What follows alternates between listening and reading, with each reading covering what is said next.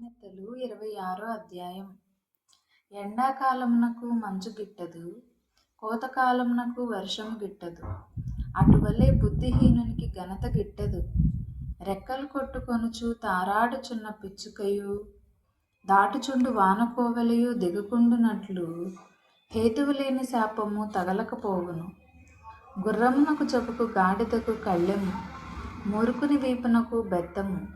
వాని మూఢత చొప్పున మూర్ఖునికి ప్రత్యుత్తరమియ్యకుము. ఇచ్చిన ఎడల నీవును వాని పోలియుందువు. వాని మూఢత చొప్పున మూర్ఖునికి ప్రత్యుత్తరమిమ్ము. అలాగు చేయని ఎడల వాడు తన దృష్టికి తాను జ్ఞానిననుకొనును. మూర్ఖుని చేత వర్తమానము పంపువాడు కాళ్ళు తెగగొట్టుకొని విషము త్రాగిన వానితో సమానుడు.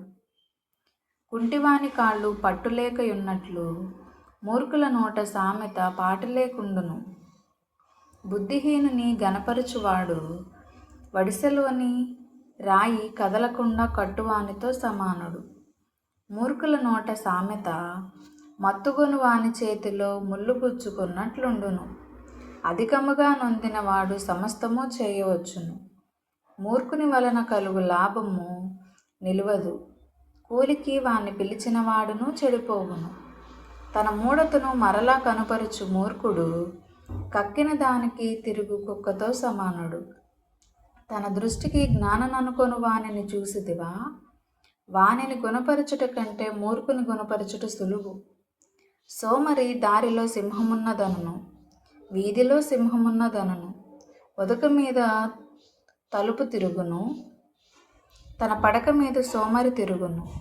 సోమరి పాత్రలో తన చెయ్యి ముంచును, నోటి యొద్దకు దాన్ని తిరిగి ఎత్తుట కష్టమనుకొనును. హేతువులు చూపగల 7 కంటే సోమరి తాను దృష్టికి తానే జ్ఞానిననుకొనును. తనకు పట్టని జగడమును బట్టి రేకువాడు దాటిపోవుచున్న కుక్క చెవులు పట్టుకొని వానితో సమానుడు. తెగులు, అమ్ములు, కొరువులు విసరు వెర్రివాడు తన పొరుగువాన్ని మోసపుచ్చి నేను నవ్వులాటకు చేసితినని పలుకువానితో సమానుడు. కట్టెలు లేని ఎడల అగ్ని ఆరిపోవును, కొండెగాడు లేని ఎడల జగడము చల్లారును. వేడి బూడిదకు బొగ్గులు, అగ్నికి కట్టెలు, కలహమును పుట్టించుటకు కలహప్రియుడు. కొండెగాని మాటలు రుచిగల పదార్థముల వంటివి, అవి డోకడుపులోనికి దిగిపోవును. చెడు హృదయమును ప్రేమగల మాటలాడు పెదవులను కలిగియుండుట మంటి పెంకు మీద వెండిపోతతో సమానము. పగవాడు పెదవులతో మాయలు చేసి అంతరంగములో కపటము దాచుకొనును. వాడు దయగా మాటలాడినప్పుడు వాని మాట నమ్మకము. వాని హృదయములో 7 హేయ విషయములు కలవు.